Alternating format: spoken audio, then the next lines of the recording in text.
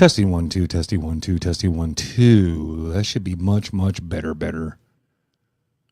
I think we can be heard now. I think we're being heard now. All righty then. All right. You guys clicked on the title. Thank you for joining us. First of all, we're going to open with Miss Laird. Good to see you again. Haven't seen you in many years. Hey, Jason. Good to be here. What is a teacher? What is a teacher? I believe a teacher is someone who is willing to share not only knowledge, but insights, analysis, discussion with others, and equally importantly, to hear those others' views about things and learn from them as well. All right.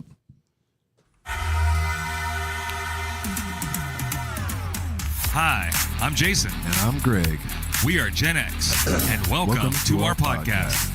We're the I want to give a shout out to all of our listeners out there. We are killing it on our audio only side. I want to give you guys much love out there. You guys hear us. We love you, and thank you guys for showing up as strong as you are. We are so international. We have 40 countries checking in and listening to us internationally, and I'm telling you, we have thousands of listeners in hundreds of countries listening to us tonight. That's awesome. That's our audio only side. They show up. Much love to Canada, much love to Japan, much love to Germany. These guys are hot right now. Singapore, I see you. Singapore is on the map. I am not even kidding. I'll show you. We got stats. Singapore, you're on the map. We love you guys. Find us on social media. Let us know, if you guys like us, love us, or whatever. Let us know what you look like, man. If you're listening to us on audio only, we are also on Facebook and all the other social medias, so you can see the ugly mugs behind the cool voices. So, you guys watching live with us, you see that Greg is not with us. Greg is deep in his other endeavors. We wish him well. He will return with us next week, but he's out there building his empire tonight. So we love that guy, and we wish him the best. Shout out to Greg. Tonight, we have Miss Laird. I mean, for the first, let's just call it like that. I know you're married, and Victor's outside, and you are Miss Burton. I get that, right? And I appreciate that, and that's all the love and respect. But good Lord, you know what? I got Miss Laird on the podcast. How cool is that? How cool is that? I think it's pretty cool. So, thank you for joining us. Thank you for jumping in. I appreciate that. I do. I am so glad to be here. And I turned you down a few years ago because I was still teaching. Right. And I was a little afraid of what you might ask. Sure. But now I'm retired. Yeah. And I can have an honest conversation. Now we can talk about it. That's awesome. No, I get it. And you know what? And that's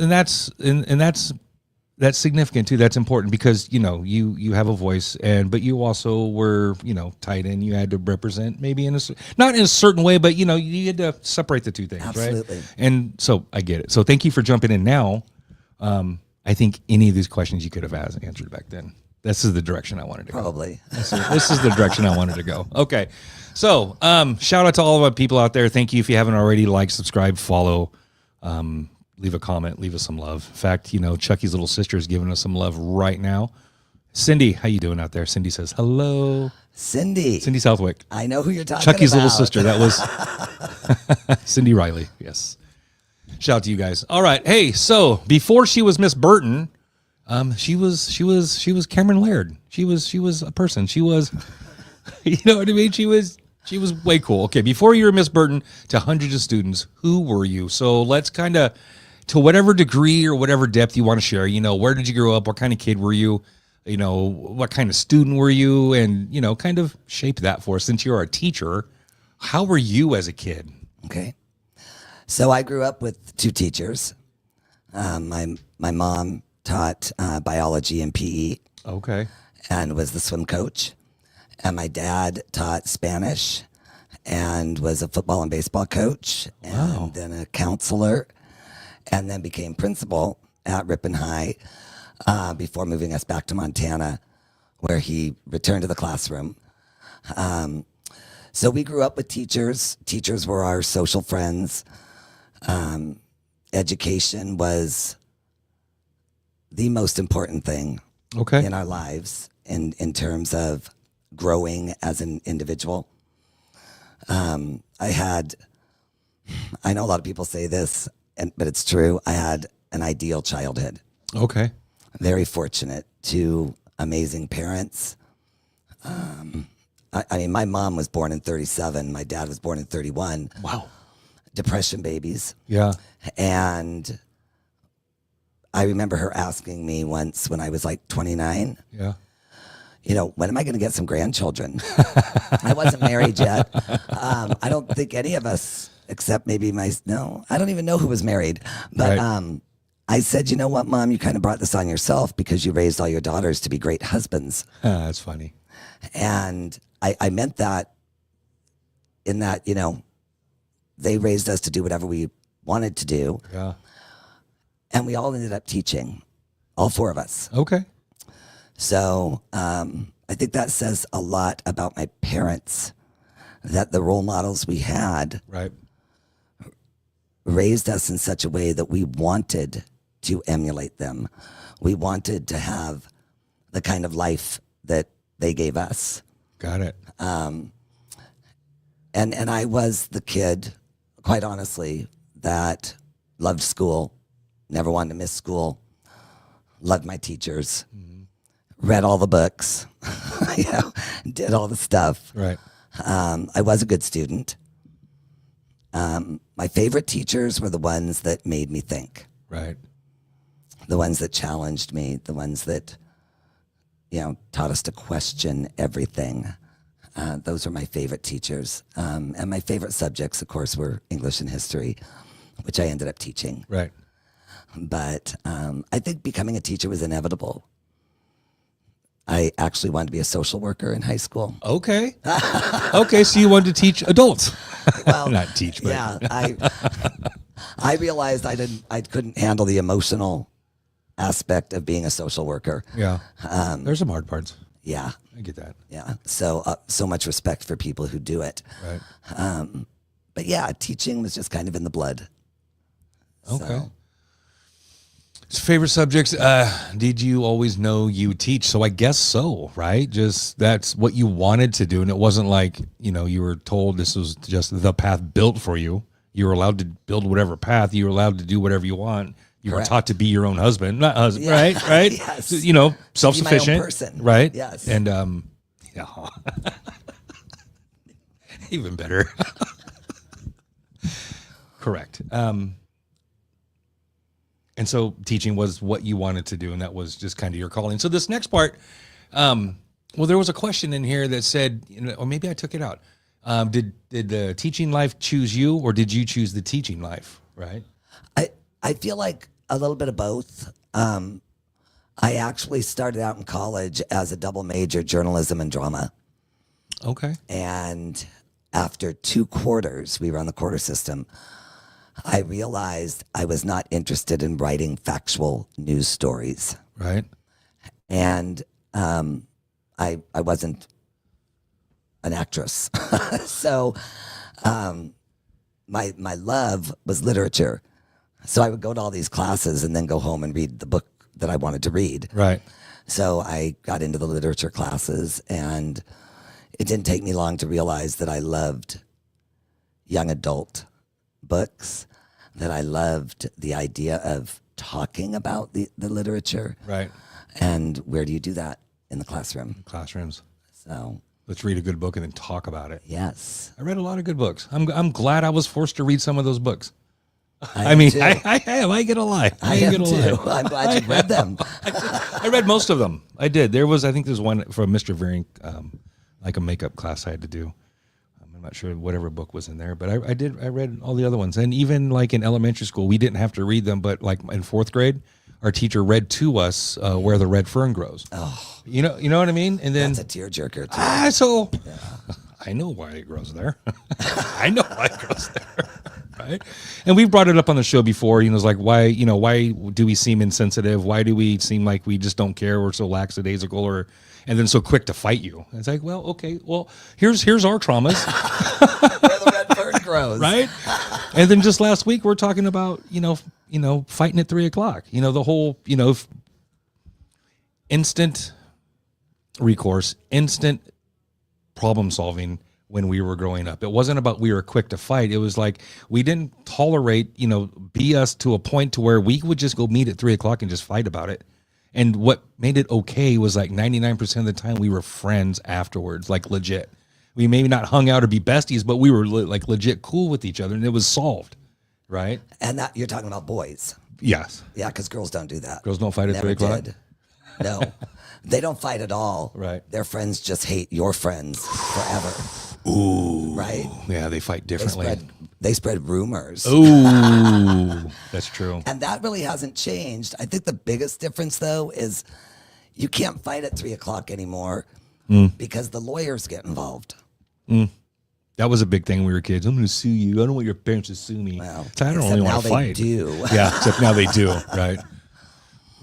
Mr. Tronell, during a speech at your retirement party, thank you for having me, by the way. Mr. Tronell, during a speech, shared your dad was principal at Ripon High. I know your sister became a teacher. And here it is right here. Did education choose you or choose your family choose education? You answered that, but I didn't know your dad was principal at Ripon High. And so that explains some of the connection there. And you also said, and believe you said, you're related to Coach Abeda? He's my godfather. Godfather. He I thought you said for my godparents. uncle for some reason. I'm like trying to do like math. You know what? I'm like just trying to, I'm like, and you were from Idaho or Montana, what I thought. Right. But again, Mr. Tonnell kind of shared all this. So I wanted to ask you about that. How did your dad become principal? And he was with Mr. Tonnell at the same time? They worked together? They did for 1 year. So, and a lot of my students get confused about this because they're like, we thought you went to Ripon High. You know, we thought you were from Montana. My mom and dad were from Montana. Okay. My dad, one of his best friends, took a job in Ceres and then told my dad about this town, Ripon, that was looking for a Spanish teacher, a guidance counselor, coach. Said, come on out and check it out, Bo.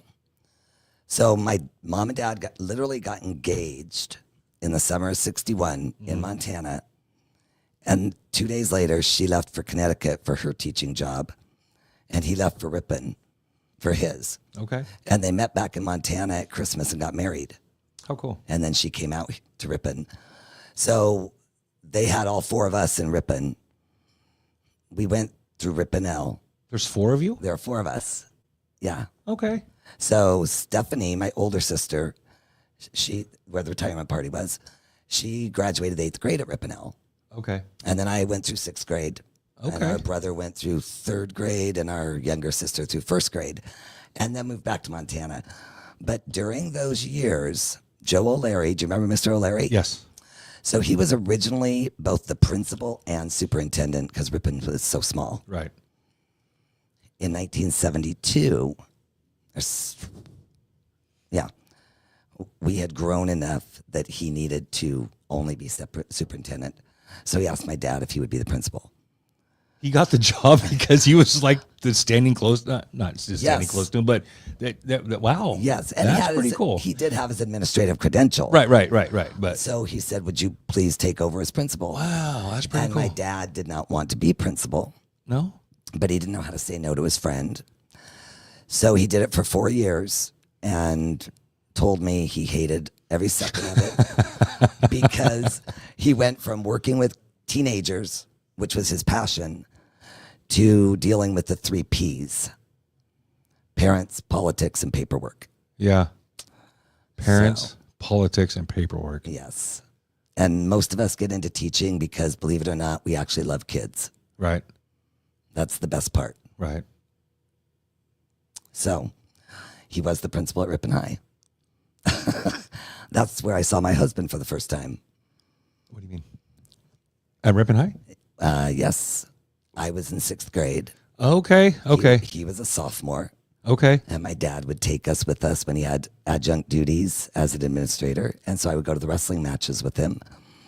And Victor wrestled, and I thought he was cute. Victor's older than me? He's 5 years older than me. He looks great, doesn't he? I had no idea. Shout out to my handsome husband. Hey, Victor. I had no idea. I thought, no. Okay. He's in the other room smiling. Yeah, he's right now. over there. He's next door. What's up, Victor?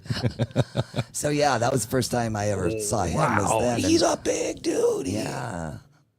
Wow. So he's Ripon born and bred, too. Okay. Good job. Okay. So, and again, some of this other stuff, we kind of covered already, so Mr. Chanel was, did you ever not try and become a teacher? Yes, you wanted to do journalism, right? And drama, and realized that writing factual stuff wasn't hitting the gas pedal, and you're not an actress. Is that what you said? Or you're not dramatic. Is that what you said? Okay, well, I would say I'm not dramatic, but there are people who would disagree with that. Fair. That's debatable. What made you say, I want to do this for the rest of my life?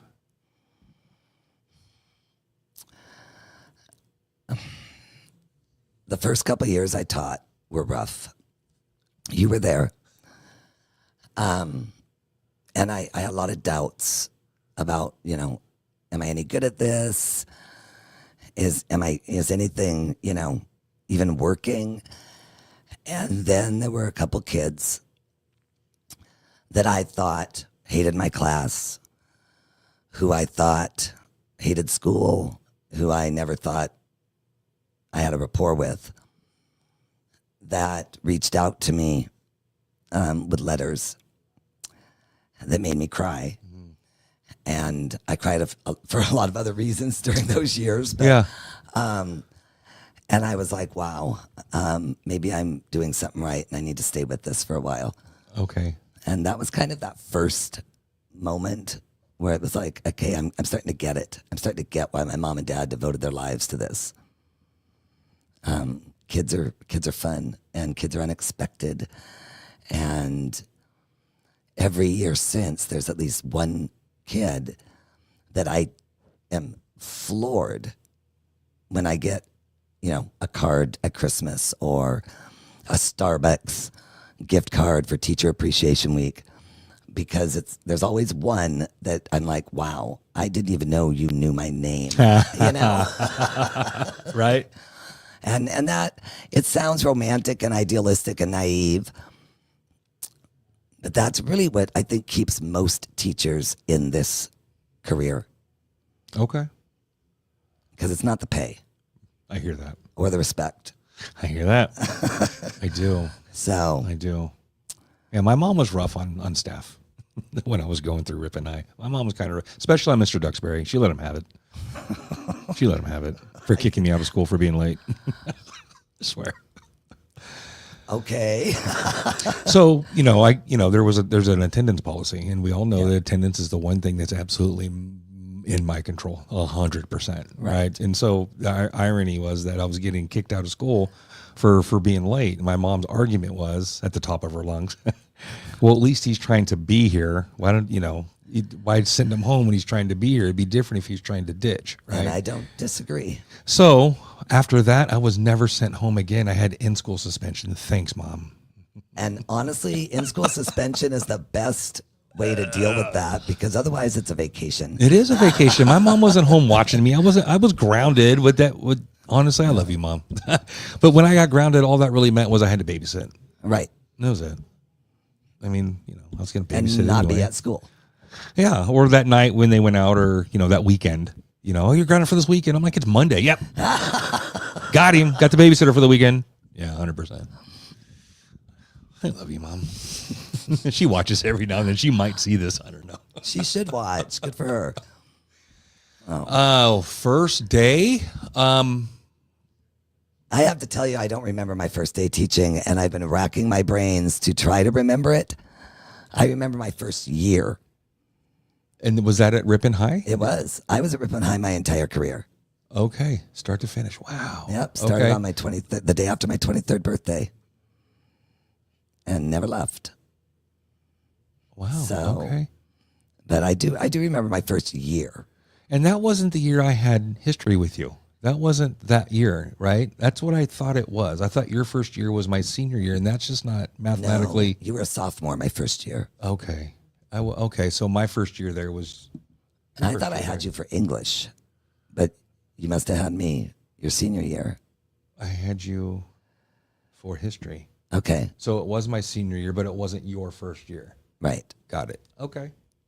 All right. That was your third year. Yep. And I was starting to get things. Yeah, it was seventh period history. That was its own title. I remember. It was its own thing. It was its own life. 7th period history. That's so. Whatever year that's when I had your.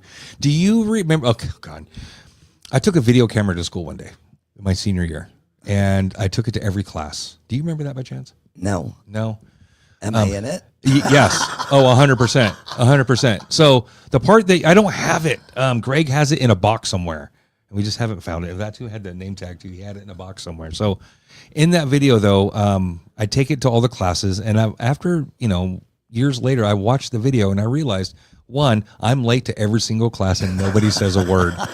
Two, in between one of the classes, Amanda Egan, remember Amanda? I do. Mandy's walking from the art class over this way. I'm coming from the office. Mandy's walking this way, and I catch up to her and I dig out the card and I do my thing. It's all I'm showing off, right? This is what we all did, right? Just change your attendance card because it was on paper, And we all knew that was going on. Did you? You did, right? Yes. So that's Some later. need better erasers. I love you, Mandy. Yeah. So I took this video camera to school, and I'm late to all the classes. I changed my card. Anyways, I go into your class late, and you tell me, make sure you turn that camera off. Turn that off. Just turn it off. I'm like, okay, and I take it off my shoulder, and I'm holding it like this, and you're like, turn it off. I said, it's off, and I set it down as if setting it down turned it off. But I set it down, and it faced your desk. I think your desk was by the door then. Or it was in front. It was over here. Anyways, it faced. I don't remember. So, anyways, it faced there and I recorded most of the class. And then I took it to the next class. I have to dig that out. I have to, Greg, bro, we got to get that tape. We got to get that VHS tape. I can't even imagine what is on that tape, because if memory is serving me correctly, you were in there with Emmanuel. DePa? Mm-hmm. Was in there. Yeah, was Emmanuel in there? I think Doug was in there. Tige was in there. It was Pat King. I ain't gonna lie. It was like the bonehead class. I'm not saying you taught a bonehead class. I'm talking about the students that were in it. They were all the rough kids. It was kind of like all the knuckleheads. It was a little bit like Welcome Back, Kotter. It was kind of all the knuckleheads in there with Esky in the room next door doing the whole cat noise between the. Well, I had him in class too, not that one. And what was his buddy's name? Dan Fitzer? Yep. Hi, Dan. How you doing, Dan? I haven't seen that guy since high school. Me neither. Dan. All right. First day teaching, but your first year. Terrified? Did the students know? What did you fake it to? And we'll blend the rest of these in. Like the fake it till you make it. When did you have your hands on the wheel? Okay. So I'm not going to do this in order, but I will tell you, I laughed when I read the fake till you make comment, because I can remember calling my dad 5 years in, 10 years in, and still saying, Dad, the imposter syndrome is not going away. Oh, wow. And he's like, it never does. And he taught for like 40 years. And he said, I think that's what keeps us getting better, because we're so terrified that people are going to actually find out that we don't know what the hell we're doing, or that we are unprepared, or that we can't answer a question, or whatever. And my first year, you get out of college, you have loans to pay off. Right. Somebody offers you a job, you take it. Yeah. And the job that was open at Ripon High was remedial English, 9, 10, and 11, 12, and conversational Spanish. Okay. And ESL. Okay. So when Mr. O'Leary and Mr. Stevens asked if I felt like I could teach ESL and conversational Spanish, that was that semester-long class that you guys had to take, because I had some credits on my transcript. They asked if I felt like I could do that and coach the fast pitch softball team. I said, absolutely, sure, yes, I could do that. And then they hired me, and I went back to Montana. I flew out for the interview, and my dad, who is bilingual and taught Spanish, had a master's degree in Romance languages, is in the house laughing, and I'm like, Dad, here's the textbook. I'm going to be calling you every single night. He goes, that's fine. All you got to do is stay one day ahead of them. That's it. All you guys stay one day ahead. One day ahead. So I taught conversational Spanish, even though I was 100% not qualified to teach a foreign language. That's funny. And actually, I did stay a day ahead. And I like to think that some of those kids learned some Spanish. Yeah. So that fake it till you make it, you do get to the point where you're comfortable, though. I mean, and I did. Right. And I got to the point where I felt professional. But I was a little too close in age, It's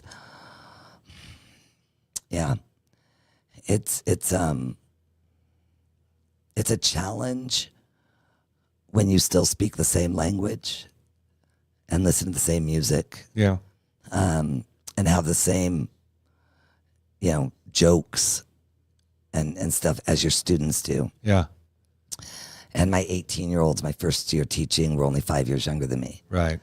So Chris Johnson was in that class. Like that. He's such a good guy. Yeah. So, Yeah. but it was fun. And I will tell you, one of my seniors, my first year teaching, Right.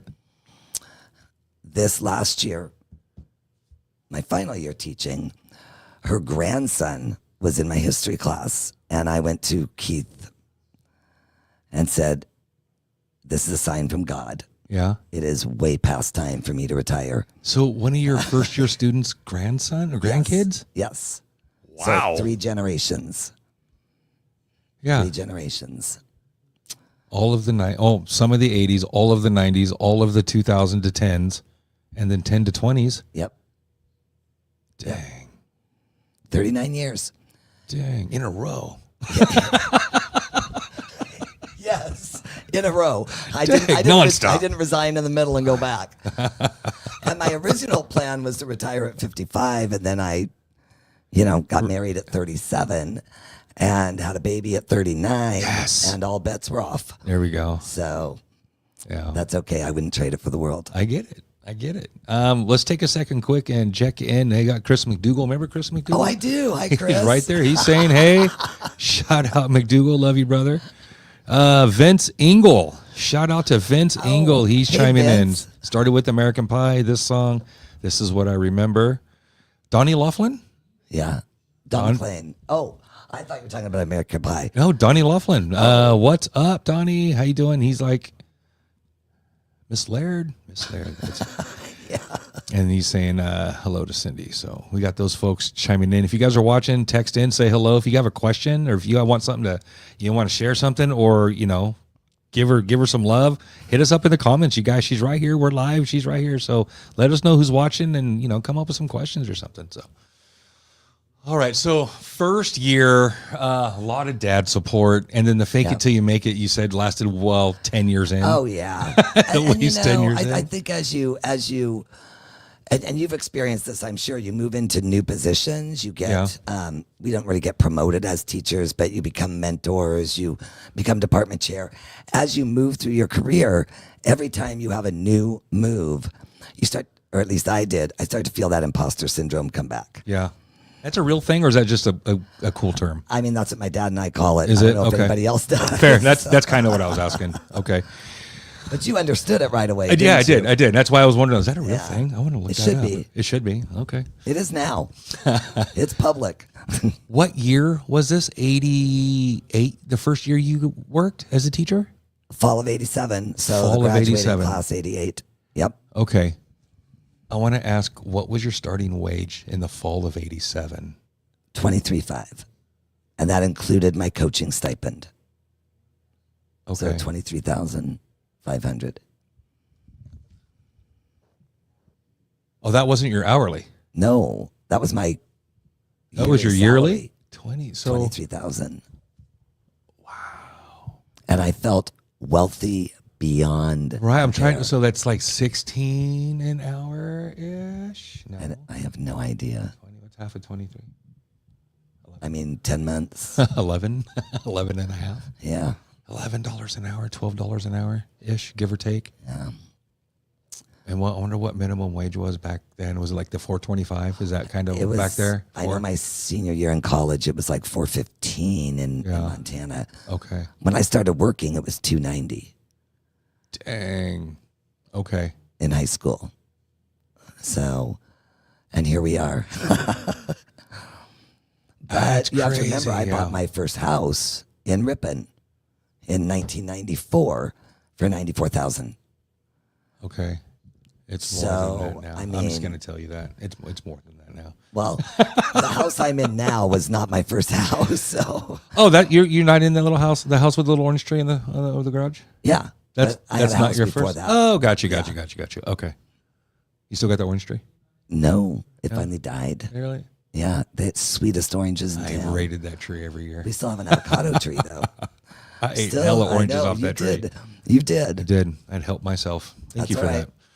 I appreciate that. All right, here we go. Do teachers have favorite students? What makes a student memorable? What is the greatest compliment you could ever receive? Has a single student made an impact on you? Did they change anything about you? Blah, blah, blah, blah. Let's give some students some love. So, do teachers have favorite students? Yes, and why? Teachers do. I don't. And I will never publicly change that answer. Okay. So maybe we define what favorite student is. So I have had many students over the years that I had a better rapport with than with others. Mm-hmm. But that doesn't necessarily mean that they were my favorite students, because I don't have favorite students. And I'll die on that hill. Fair. If I were ever forced to say any favorite students, it would just be Molly, Burton, and Zach Pratt, because that's my daughter and my nephew. Got it. And I can say that. Okay. But I have to tell you, a lot of different things make students memorable. Okay. Sometimes their absence. I had a student a few years ago that had, and I'm not exaggerating, I counted 64 absences from my class. He was memorable because I was marking him absent every day. Right. But one of the things that I have always appreciated are students with a personality. Okay. Whether they got in trouble or not, whether they were A students or D students, involved in things, not involved in things, whether they smelled like marijuana walking in the door or were drinking lattes. I really don't care, you know, if they have a personality, because you can have fun with kids who have personalities, regardless of where they're coming from. And I think they appreciate teachers who will have fun with them and not judge. Right.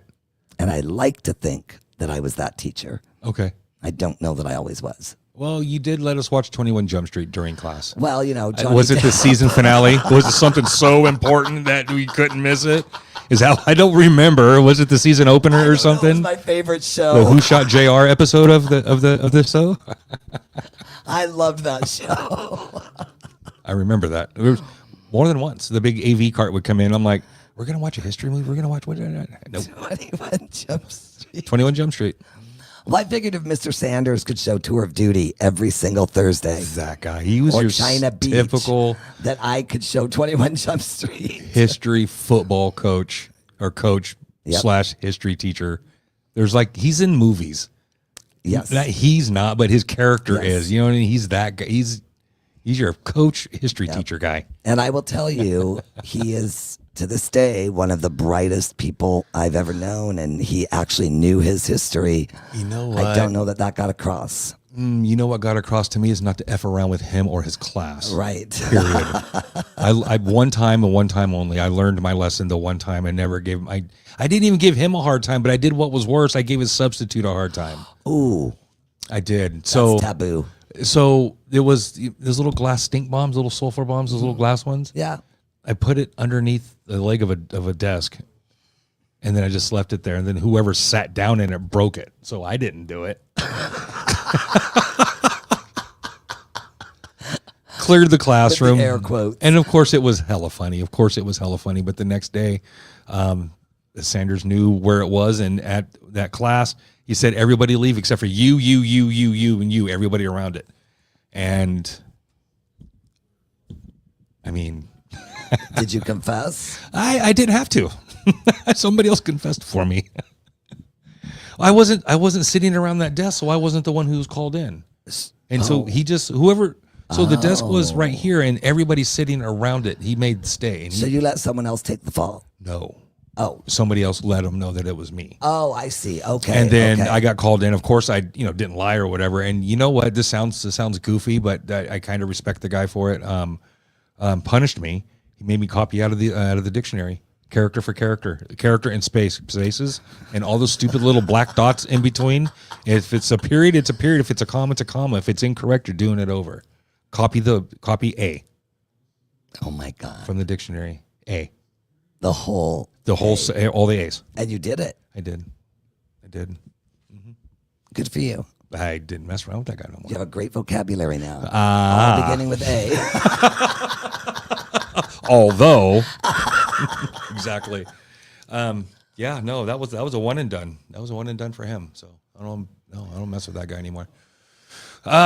Single student made an impact on you. Has a student changed a school of thought, or something, an aha moment, good or bad? Did somebody change a behavior or a habit, or see something that needed to be different or something? You know what I mean? Like, I do. And I've thought a lot about that. I can't think of one single student. I have had groups of students that have had an impact on me. okay. And honestly, I've had thousands of students. Not all of them have had an impact on me. But if I really get, to brass tacks, but, you guys don't see the impact you have on your teachers, just like they say teachers don't realize the impact we have on you. Right. You had an impact. Look at where we are in 2026, sitting at your house. You're feeding dinner to my husband, and we're talking on your podcast. And how many people that you went to school with would ever have envisioned that happening? Not a single Seriously, freaking one. Not a single one. I wasn't in that direction then. This would have been like not a good guess. This would not have been a good bet. Right. Well, and one of the questions that you asked me to consider is the greatest compliment that I can receive from a student. Mm-hmm. This is it, Jason. This is it. When a teacher is invited somehow into a former student's world, whether it's an invitation to a wedding or a college graduation announcement, or even seeing them somewhere and having them tell you, "Oh, we were just talking about you the other night," blah, blah, being invited to be on a podcast. It really doesn't matter what you learned in my classroom. Something happened, or this wouldn't be happening. Right. And that is the greatest compliment as a teacher that I think a student can give us, is to invite us into their adult world. Into our lives, yeah. Yeah. Like, invite you over that boundary, right? Yes. Okay. And it's that's an impact. That's an impact right there. So something else that you asked was if I ever misjudged a student. Oh, no, I asked you to judge them all. I'm just kidding. I did. It's okay to judge. It's not okay to prejudge, right? Fair. You let them do it first. But right. I've thought a lot about that issue too. Mm. There are so many students that grew up. And if you remember Mr. Robertson, Yeah. Bing Bang Bongo. Yes. That was his That was the paragraph paragraphs, structure, yeah. yep. So Not everybody knew that. I go around life talking about I that. do too. I went around in life talking, Bing Bang Bongo, and they're like, What? I'm like, I grew up in Ripon. It was the trendy kind of essay writing technique at the time.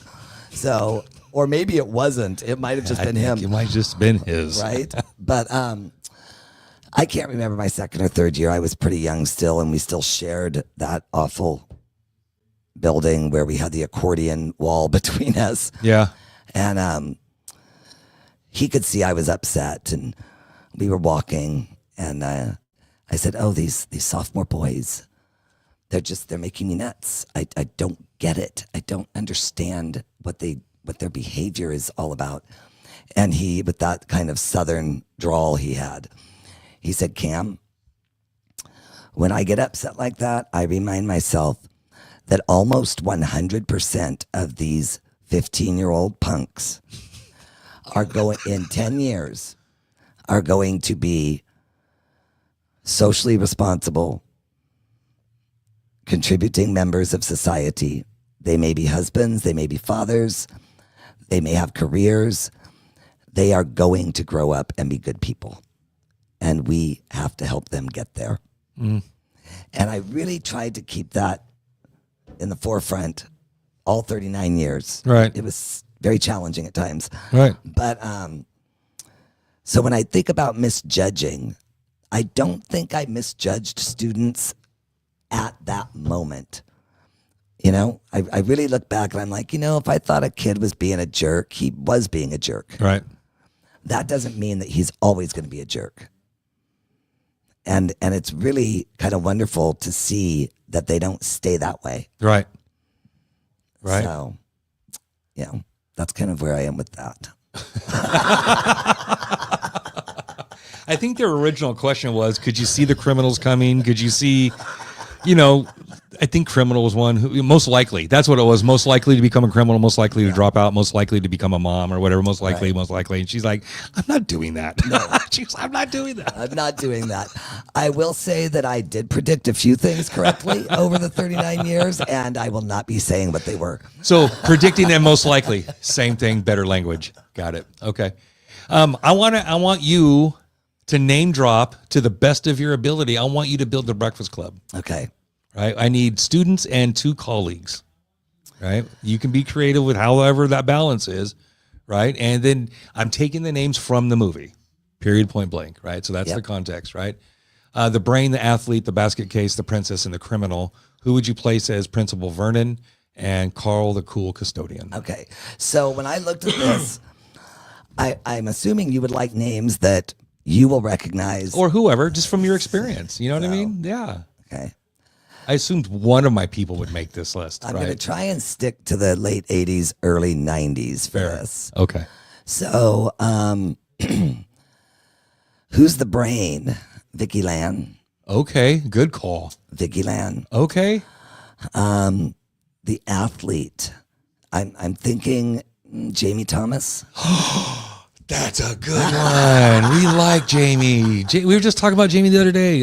Anyways, yeah, Jammer. That was his nickname, Jammer. Oh, I did not know that. Jammer. No, he's a good dude. So that's the male. Nice. Okay. If I were going to say female, which I am. Okay. I'm thinking Trudy Imfeld. Ooh, that's a good call. Yeah. Yeah. She was a great athlete. She was super sporty, And huh? smart. I remember that. She was a brain also. Yeah, that whole family's on top. Yeah. Good people. The basket case. And so there's a lot of different angles.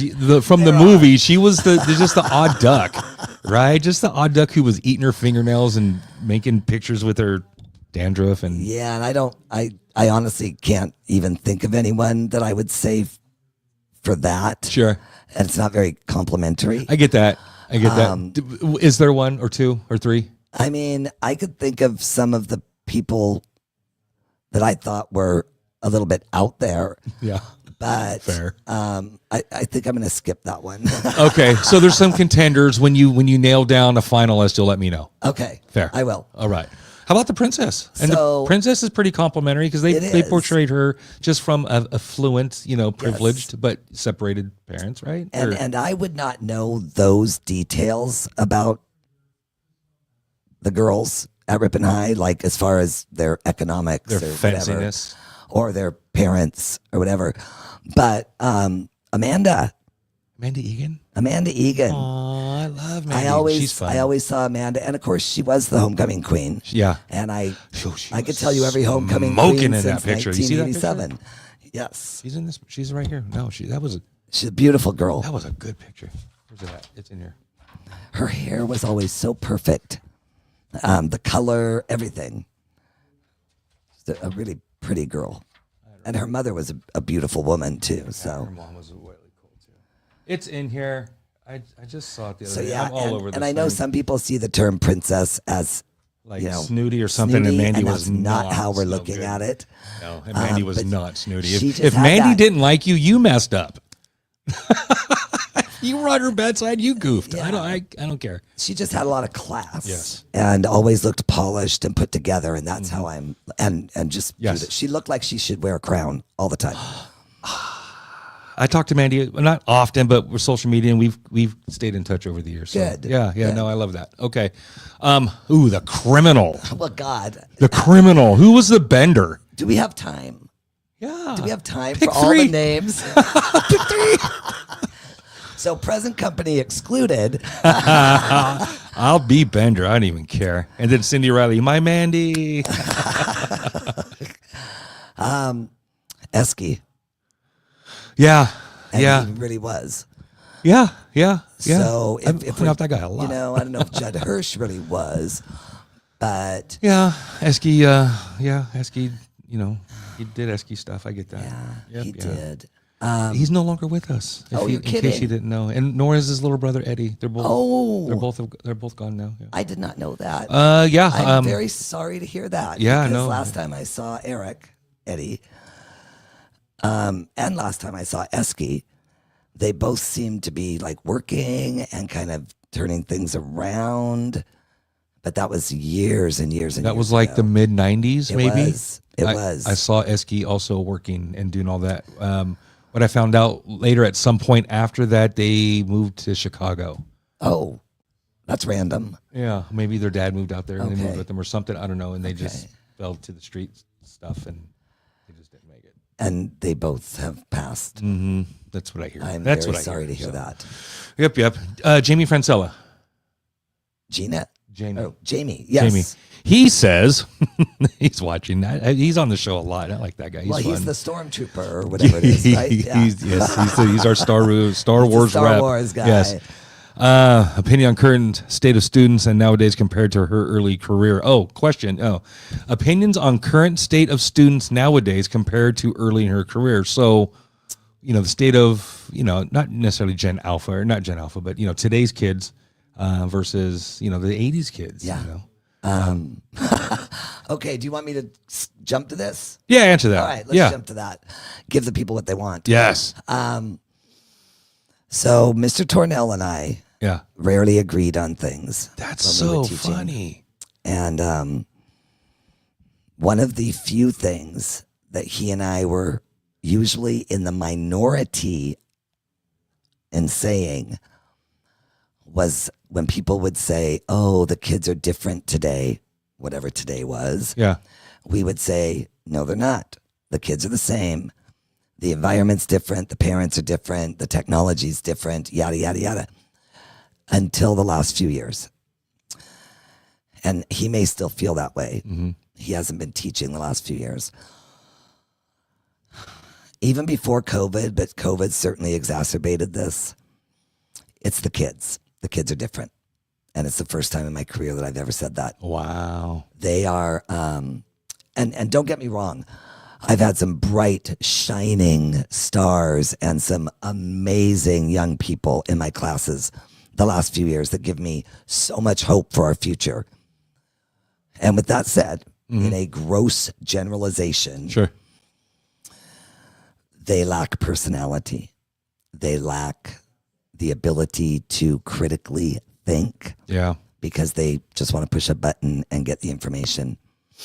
They've allowed AI to do everything for them. Dang. Kids, I don't have the rapport with my students in a general sense today that I used to. And part of it is that I'm old and cranky. and I admit that.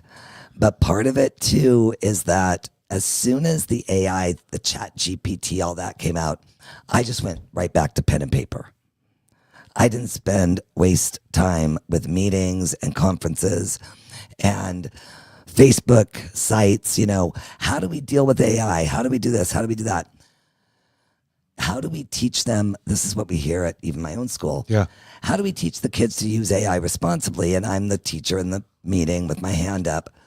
You can't plagiarize responsibly. It's cheating. Why are you trying to do this?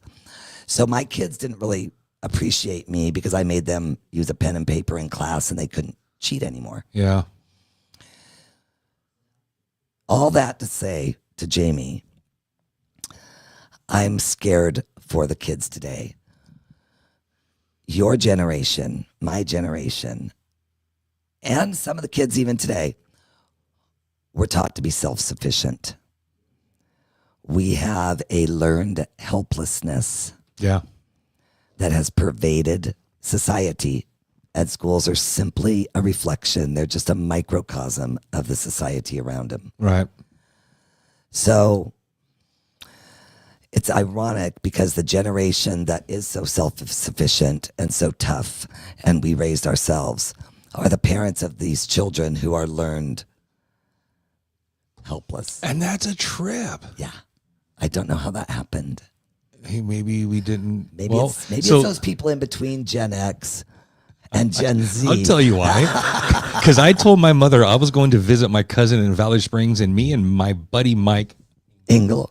Oh, Well, you watches this show. No, he's good. Me and Ingle ended up in Oakland Coliseum hanging out with the Deadheads during the Grateful Dead concert over there. nice. Our car gets towed. And we chase down the tow truck driver on the street, flag him down. We dive over the fence. We laying in the middle of the street like this. He stops, takes all of our money left because we went there and bought a bunch of just frisbees and T-shirts, right? Yes. And yeah. So I'm doing that. Other times I'm telling my mom I'm over at Mike's house and we're face down out at Stouffer Field or something, and that's why kids are on Life 360 now. And that's why my kids don't go in. I know that. I get that. That's 100% why. And you know what's funny is I did not do those things. Yeah. But we were still gone all day, riding our bikes, doing whatever. And my daughter didn't have a cell phone until she was a sophomore in high school, the last in her entire class. And we have never tracked it. We just trust that she is where she says she is. Oh, I would track it just for things beyond her control, kind of. You know what I mean? Just she can turn it, and we've told her that. Anytime you want to give us the ability, because it's a safety thing, absolutely. Yeah. I just mean, I have friends that track their kids while they're trick-or-treating, and their kids are like in junior high with a group in Ripon. I'm like, can you leave Rippon's them like a alone? fenced-off area. I mean, know, right? Can you really just can't leave get to your it. kids alone for a minute? God. I don't know. And Maybe. with that said, please, I'm not trying to disrespect parents wanting No. to be Yeah, safe. I get it. But I'm just too aware. Yeah. You know what I mean? And so, and I feel like it's not naked feeling, but I feel like if I can't see or if I don't know, then I feel like kind of like driving across the road without looking both ways. I'm only looking this way and I'm going to go. I have to look this way first, or there's like a blind spot and I just feel vulnerable, right? And I get that, but do you think, Jason, that maybe parents, good parents who just want to keep their kids safe, have inadvertently created some of this helplessness? Because it's almost like the message we're sending is that we don't trust you to ever be smart enough to look both ways. I wasn't smart enough to look. I was lucky. I was lucky. Okay, that's fair. I understand. I hear what you're saying, and the answer is yes. The answer is yes. I learned my coping and problem solving skills and all that stuff through what I learned and didn't learn, and directly or indirectly, right? Right. If I didn't have good personal boundaries, I eventually ran into somebody else's boundaries. Absolutely. And that's where the F around and find out comes around. Right? Yes. I'm out there goofing around with no boundaries. I run into somebody else's and they're like, nope, you're not gonna, nope. Yep. I'm like, okay, so I was just kidding. And I also think that we realize a lot of things as adults that we were completely oblivious to as kids. Right? And it was safer when we were growing up. Cindy Riley, I would have implanted trackers on my kids if I could. Cindy, I get it. The vet will do that for you. Oh, Mr. Francella. Yes, I was Did I dropped a few answer his times. question? Oh, yeah, you did. Okay. 100%. And then Donnie Laughlin. I call my son and daughter every single night to make sure they're okay. 22 and 26. And my son's a Marine. Wow. Love it. I mean, if my son were a Marine, I would probably be a little more concerned. You know, my daughter went to college at the University of Hawaii, Manoa, and just graduated in May. Nice. So for 5 years, she was 2,000 miles away in the middle of the Pacific Ocean. Yeah. I did text her a couple times a week, but we committed to only talking on the phone on Sundays because she's like, Mom, I don't have anything to tell you if we talk every day. Yeah. Give me a chance to do something. I hear that. So that loud we and have clear. a nice visit. And that was good for me, you know, because it is too easy with the cell phones and the texting to just never stop communicating. Yeah. I get it. I do. I like some of the advantages, but I also see like you're pointing out some of the disadvantages or some of the things we're learning the wrong way. Yes, and especially these young people with their dating. I mean, if they don't hear back from the person they're dating on a text within like 10 minutes, they're freaking out and thinking, oh my God, he's ignoring me. I'm like, oh my God. Let him breathe. So a couple weeks ago, we talked about dating, like especially like in elementary school. I talked about my first kiss, which is like, in 6th grade. We talked about, and the rules back then, they never would have survived back when we were kids. As a guy calling a girl's house, we could only call once. Oh yeah. We could only call once, and it couldn't be anywhere near too late. And we prayed that the dad didn't answer. We prayed, and all the things we had to do in person. We couldn't ask a girl out over the phone. That was coward. She couldn't accept. You know what I mean? We had to do it in person. We had to be rejected in person. We had to do all this stuff face to face. And these kids are freaking out because they have apps. I can put up a profile and good pictures from good angles, and then that's how I fish today. You know what I mean? I do. I've done it. I mean, I'm just so glad I'm from a different generation. I get it. And so, that's how I met Tammy was on a site, but we instantly went over to text and talking, and then we met face to face, And it is another option. And, my cousin met her husband that way. And it's like, okay, is it really any less safe than meeting in a bar? You're taking a risk no matter what. Yeah, you know what I mean? And that whole bar scene for me comes with a whole different layer, and I just avoid that whole thing anyway. So yeah. I'm out. If they're not at the church picnic. Well. Church picnic. I am today, but back then it was fun.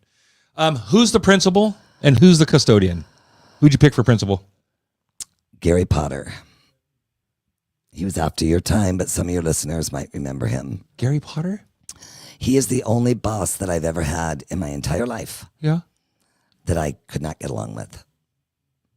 And I'm just going to leave it at that. Okay. And you would choose him? Yeah, because... Did you grow? Did you like all that stuff? Did I grow? Under him? Was he No. difficult in that way? Like forced you to or no? He tried to force us to do some things, and I went straight to the district and showed them the contract and why we couldn't be forced to do it. Got it. Okay. Because I'm that person. Okay. No. Then okay. He was kind of a little despot. He was, a little bit full of himself, and we were because this stone. character was kind of a hard ass on the kids. Got Yeah. it. Oh, got it. And Okay. he was a little full of himself. Got it. Yes. Because I make $22,000 a year and I own a home. I Right. think is what he said. Right. Or something like Yeah. that. Right. Is that? I think I make $32,000 a year. This principal in the Breakfast Club was obviously a comic relief character. Yeah. Where I would not say that about any of my principals. Yeah. But if I had to pick someone that you're not getting the respect that you think you're getting. Okay. I got you. That guy. Okay. Yeah. Okay. And then who'd you pick for the cool custodian? LJ. He's probably watching. And I don't. I know call he him- sneaks in I don't here even every now call and then. him that, but I figured everybody else says Lauren. Yeah.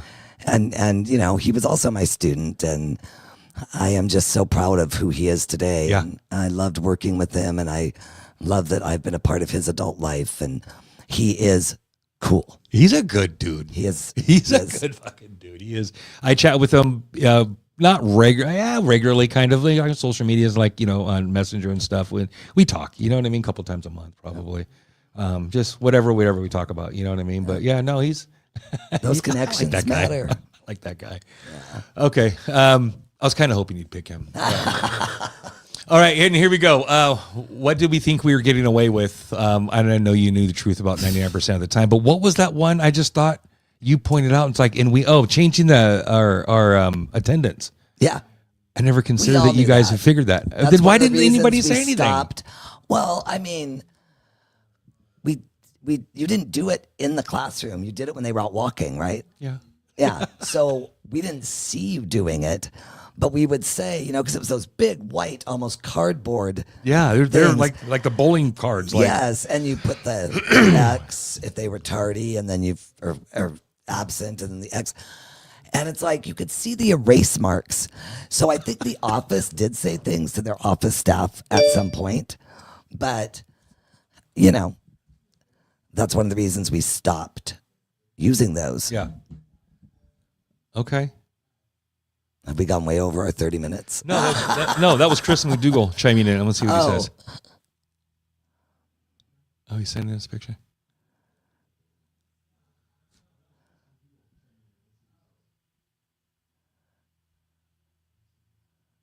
Sweet. He's watching. What's up, Chris? Okay. But in my classes, you probably did get away with a lot because I couldn't hear. I remember that. I've always had a hearing impairment, and so I probably missed some things. Okay. What are things that kids think they're getting away with that you just guys know, whether you choose to say something or not? But what are some Okay, the biggest thing your for side me of the stuff, the that I teachers do lounge stuff? know, Yeah. getting me off topic, and I kind of have a legacy when you talk to people. Oh, she was so easy to get off topic, and it's like you think you're getting away with this, but To distract I you know from the you're- lesson, get you off topic, Yeah, you mean? yeah, and I would just straight up say. It's not like I don't know that we're off topic, but guess what? That just means this is all homework for you guys. The less we cover here, the more you're doing it home. Exactly. I'm like, I'll talk about other stuff all day long. I've done Romeo and Juliet 3 times today already. This is awesome. Let's talk about the dog you just got. But you now have to do this at home without my help. That's funny. So just worked And against them. sometimes they didn't care because Yeah. I think, sometimes you just need to visit. I get that. Sometimes you just need to visit with kids and let them know who you are and find out who they are. Humanize yourself a little bit. Yeah. I get that. All right. Back to the 80s. Okay. I'm from a school that provided corporal punishment. Okay. We talked a little bit about this before the show, right? Your dad was a principal during the corporal punishment, years at least. Yes. Did he provide the service? The vice principal probably did, Mr. Jacobson Okay. or Mr. Dexberry. I do know, and I think it's okay for me to tell this story. Sure. Since, my dad's been gone since 99 and, whatever. I do know that there was a student who was very disrespectful to one of the teachers, and he got hauled into my dad's office and smarted off to my dad, and my dad picked him up by the front of his shirt, picked him up, slammed him against the wall, and the pictures on Mr. Jacobson's wall on the other side fell off. And I never saw my dad like that at home. Yeah. He was a very even-tempered person. But I remember asking my mom, like, what could a kid have possibly said? And he was disrespectful about women. Yeah. I was raised by a dad that was ahead of his time as a male feminist. Sure. Thank God. And you just didn't demean anyone, Right. especially women. But anyway, he picked that kid up and slammed him right against the wall. Dang. And got away with it. Like the parents came in, he was suspended, he didn't hide it. Then the parents were like, well, he deserved it. The parents were okay with that? Yep. Wow. He probably got worse at home. I mean, my mom would have whooped my ass, but she'd erase somehow. Nobody else can put their hands on me, on her Right. baby. No. And this was 1972. Oh God. So- Okay. Yeah. So things were a little different. Yep. Things were a little different Coach back then. Abeda cut their hair at school too. So Because the long hairs, if your hair touched the collar of your shirt, you would cut it. Yep. I think Victor's brother, his older brother, Coach was going to cut his hair, and I think Victor's mom did get upset about that. Like Wow. him cutting her son's hair. I think she told me that story once. The But, long hairs over here. yeah, but a beta had the paddle. He probably still had it when you were there. I want a paddle. I want to own a paddle. I do. I don't know. I mean, I think they were just cutting boards. So I read on this a little bit. I did, there was no, school district sanctioned paddle source. They were often made in wood shop. Right. And then the vice principal would have their paddle, and that was theirs, and they would keep it or whatever. And then when corporal punishment ended, they were thrown away. And, they kept them. They put them in the wall. Hung on the wall, right? Yeah. I want one of those. I suppose you could ask that. Do you ever talk to Keith Rangel? Keith has a paddle? Well, I don't know, but he's a principal. He might know where there is one. Yeah, if there are any to be had. If there are any to be had. I mean, I got spanked at elementary school at Ripponell by Mr. Humbert. I don't know if anybody here. Wait, what would you do to get spanked for? What would a girl do to get spanked for? What do you mean? Well, why couldn't a girl get spanked? Well, they could generally. Okay, what grade? I don't remember what grade I was, but I do remember wanting to take the class down to say hi to my dad and Joe O'Leary. Yeah. And so I took some kids and we walked around Ripponell and we just left school. And I was left school to go down and say hi to my dad at the high school. I was thinking boys would more likely to get in trouble for being rambunctious, fighting, wrestling, throwing Right. mud, doing boy stuff. That's what I meant. It's like that's more likely at a younger age to get in trouble. Like, well, is a girl fighting? Is she throwing mud? Is she bringing in frogs to the classroom? Is she pulling hair? Right? No, she took a bunch of kids and left campus. I was a leader. I was a leader of children.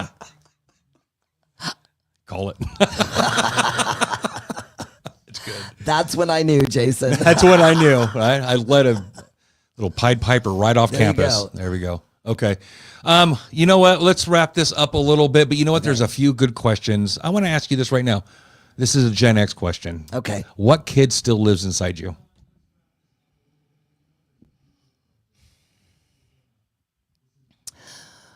Jimmy Clifford.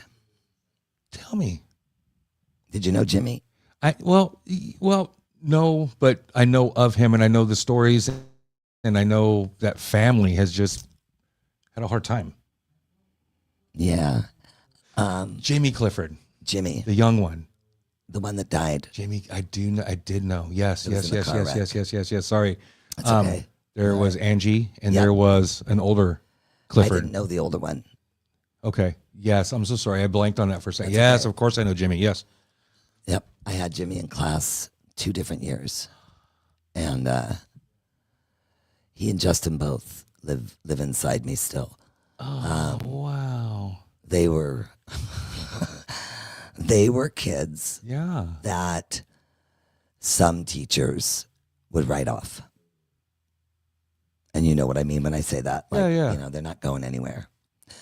Most likely. And I loved them. And when I got the news,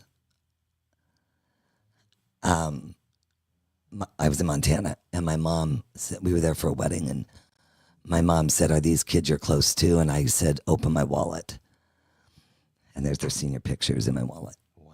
I carried both of them in my wallet. Yeah, those 2 boys live inside me I get still. it. No, I get it. I didn't mean to bring it down. No. I The know. answer, honestly. Justin was my first Ripon friend. I talk about this a lot. He was my connection to Ripon outside of Manteca Cowboys football with like Tony and Ange, Cardoza, and and Cindy and Chucky. You know what I mean? My dad and Justin's dad were best friends growing up. They were okay. lifelong friends. Wow. So I knew Justin on the family level. Okay. You know what I mean? So not bringing it down any chance we get. In fact, that's why we did the whole Madsen Street podcast, Gen X Kids of Ripon, because all those kids lived on Madsen Drive, not Street, but Madsen Drive. We covered that, and we talked a lot about Justin and stuff, and Randy, and Randy was on that street too. So Randy lives in, so he was my TA. Cool. That was tough too. I'm glad that you answered that way, because that's a nice nugget of just good love. But what I meant was in the Gen X, in the kid version, like maybe I'll answer it, right? What kid still lives inside of me?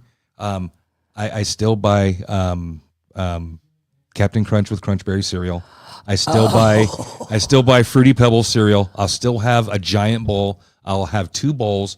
I will eat the cereal, pour more cereal. I will break all of the rules as I had as a kid. And because my mom always told me, when you have your own house, you can eat the cereal how you want.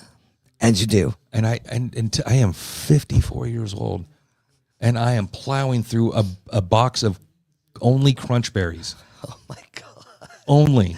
Captain Crunch rips the heck They're out of softer my- now. After 2 bowls, you get that. But the first bowl back in the day, it would eat your mouth apart. I know. It would, 100%. And do horrible. you remember the shredded wheats back in the day? Yes. The big giant ones? Yes. That's what my dad ate every single morning. Who made cereal this big? The palm the size of your hand, right?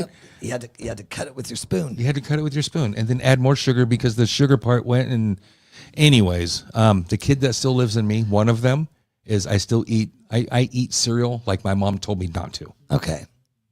What So kid that's lives what you inside meant. you? Wow, I completely No, but you know what? misinterpreted that Nah, question. you swung at that and you hit a home run with that one. So no, that's going into a short. Okay. So I guess the kid that still lives inside of me is that if Scooby-Doo comes on, I'm going to stop what I'm doing and watch it. Really? I love Scooby-Doo. That's awesome. Raised my daughter with Scooby-Doo. So that cartoon. And I don't know that I have another kid thing. That's a good one though. The Scooby-Doo's solid. Yeah. Yeah. And because we could be all in business and documents and all serious stuff and go, this is the Orange Spectre one. This is where they go to the fair, and at the end of the fair, it's the guy, but it's the janitor because the boss fired him and he just wanted to steal his money back or something. And honestly, they were way ahead of their time because all monsters are actually people. Oh, isn't that weird? They really are. Oh. I think you answered this one where there are students you completely misjudged and later realized you were wrong. I think we covered that one. Yeah. We did. All right. And then the hard part about, being the hardest thing that students never see. So paperwork is the part that sucks the joy out of teaching. That's grading papers, at least back in the day. Yeah, and I was grading essays. You read every single essay, didn't you? I did. I did. Every single one. Every freaking, can I say freaking? 100%. Every freaking. You read every single one, every off-topic, poorly written, didn't follow the instructions, can't really read it, can't use punctuation to save their life essay. You read every single one. Yes. Now, about 20 years ago, or 15, 20 years ago, I stopped writing on them because I had gone through so many red pens and I would spend hours and write copious notes, do this, do that. Yeah. And no one read them. And even if they read them, they didn't read 'em. change anything. So I just stopped. And I'm very upfront every back to school night since then. I tell the parents, I tell the kids the first day of school, none of your papers will have comments on them. They'll have a grade. If you want to discuss why you got that grade, Come see me. you'll give me the paper back. Yeah. We'll schedule a meeting. I will write all over it before the meeting, and then we will do it. And every year I average about 3 kids. Okay. So it works. And nobody complains because I'm offering to do it. And and I do it. I do it when they ask me You read to. every single one. Every single one. That's funny. I remember writing, and I would assume an essay in your class. I remember this in the middle of my essay. I swear to Lord on this. I promise this. Are you still reading? You circled it. I swear. I promise you. I'm not making that up. That's why I laughed so hard when I asked you, do you read them all? Because you read mine. I do. Are you still reading? Right? Because I had to have a word count or I had to be a certain whatever. So this, are you still reading? Question mark right in the middle of everything. And it was circled. So So yes, You do. I was still reading. I read every single one of those. I read one essay early in my career, and I'm reading it and I'm getting very confused because this person's talking about how sad it was, to be death, like writing this whole thing about death, but writing it in such a way that it didn't make any sense. And it took me 3/4 of a page to realize she meant death, but she was spelling it death. So I'm thinking that she's writing about death, and it's making and I'm making all these notes. Like, I don't really understand this sentence. And once I realized she was talking about someone being deaf, the whole thing made perfect sense. And I think about that essay, and so that's when I started reading them twice, Wow. because I had to read through it first. You really before showed up in that area. Aw. That's why I'm so tired. I'm so fucking tired. I'm so tired. Oh my God. You have no idea. Oh, yeah. This last question, I think we'll close with this one. Yeah, we'll close. Oh, no, there's a bunch. Let's see here.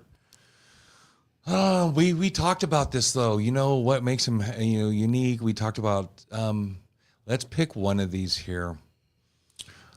These are kind of the same question. What's the biggest difference? And I know technology is going to be in your answer to some degree, right? Or the begging for the absence of, right?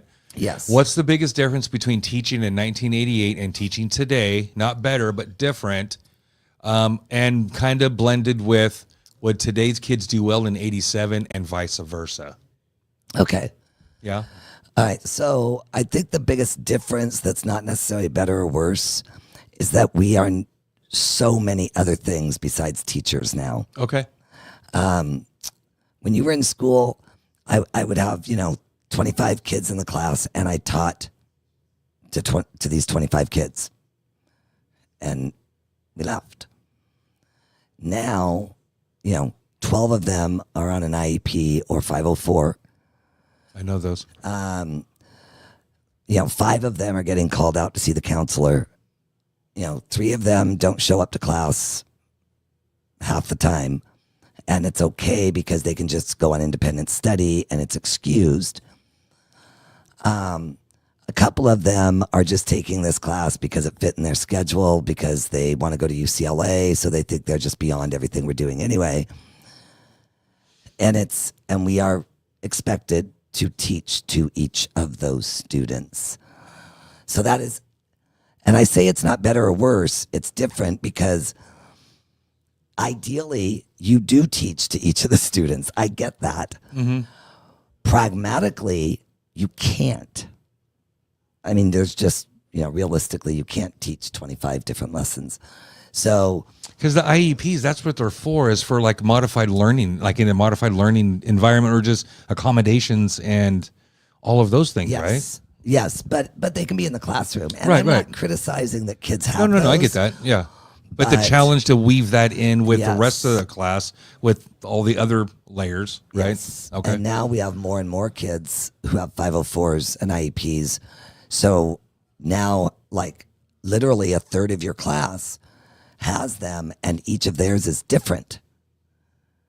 So that becomes, you're wearing a lot of hats. I get that. So that's different. And then what was the other part? Would kids today, would your last, Oh God, no. the kids that you just finished with, this past year, Right. you guys are on a bus trip down to Disneyland for the senior trip. Something happens. You end up back in 1987, and you come back home. Everything's different, and you come back to Ripon High in 1987. Everybody says, "Oh well, you're here now. Just go." Would those kids live? Would those kids No. survive? Where would they fall first? Not being able to get a hold of their parents because they wouldn't have a cell phone. Really? I mean, we joke about that, but like, Oh, you're front line for this. when the phones, because in my classroom, all the phones go in a caddy, so they do not have them during class. But they'll go off occasionally. They'll forget to turn it, and they don't get in trouble. I just say, go turn it off. 99% of the time, it's the parent texting or calling them During school. in the middle of the day. What? I get that. And they walk out of class and their heads are down immediately. But the other thing is, we have a much more organized curriculum today than we did in 1987. I mean, I walked into that classroom in 1987 and I did whatever I wanted. Okay. We didn't have, the state standards and the No Child Left Behind and the meeting these target. Oh yeah, if we didn't areas. pass, we flunked. Exactly. Yeah. It was that simple. And so it was very free for teachers to explore whatever works for each class. But it was also a little chaotic because as a new teacher, you need some grounding. You need some, guidance. Sure. So kids would not do well with that. They want to see it in Google Classroom. They want to see it on the board. They want to see it in your objectives, in your lessons. The more we have figured out how to communicate with parents and students, the less they seem to know. The more we can communicate with parents and students, the less they seem to Correct. know. So I never heard from your parents. They knew what your grade was when you told them, or they saw it. And when I was in night school 4 nights a week my senior year. Correct. So now, as a parent, and you can do this too with your kids, I can go on Aries or whatever. We have it is. Aries, yeah. The kids have Google Classroom, so if they're absent, they can look at Google Classroom and see what they missed. You can sign up for weekly emails to find out missing assignments. We have all these on. We have a website, so they know events. We've reached out in all these,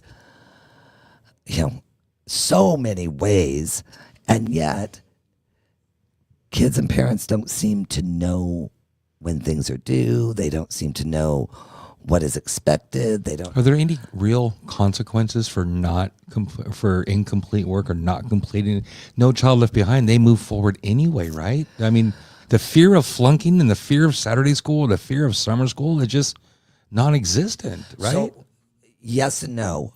I don't know why at the elementary level this happened. I can't speak to that, but Sure. I do know they don't seem to hold people back anymore. Yeah. Which is really when they should, like the primary grades, catch them right now and catch them up. We still have Saturday school. We still have summer school. Kids do still fail. Okay. And honestly, I mean, you have to make an effort to fail a high school class Okay. in America. I mean, in 39 years, I never had one student fail my classes, any of my classes, who came to class, turned everything in, and did it on time.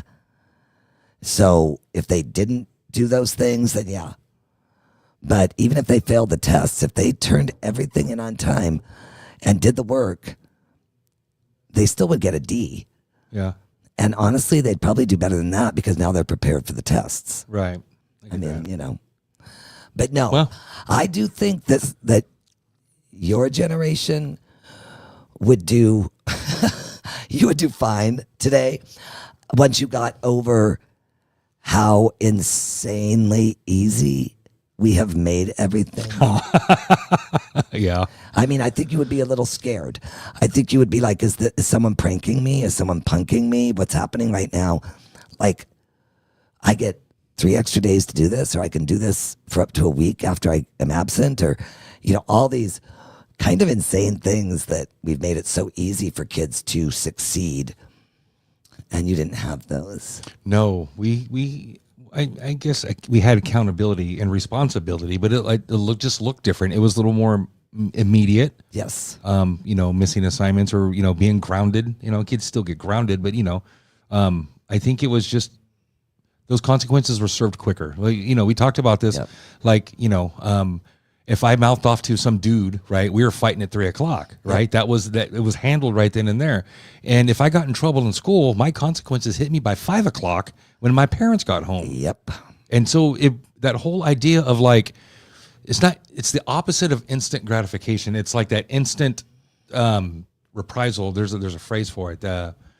Just your It's consequence shows up right the now immediate consequence, and that's how you train dogs too. of right? your actions, right?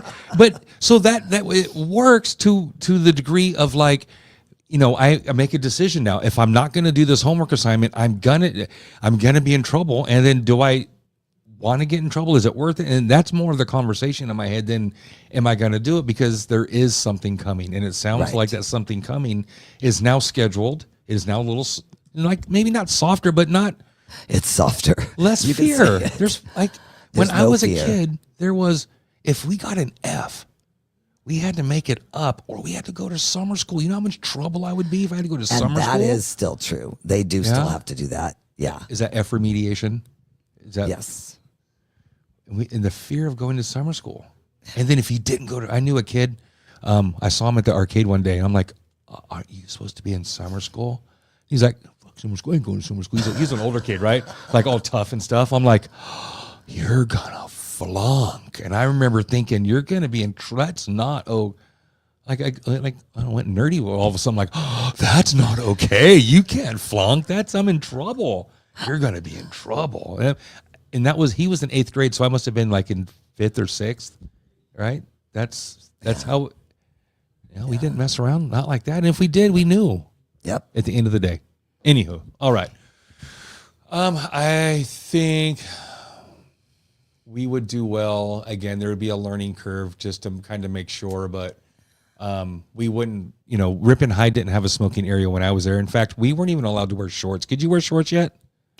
Oh yeah. We couldn't wear shorts. Girls could, guys couldn't. We don't really some of the male teachers wear shorts. Yeah.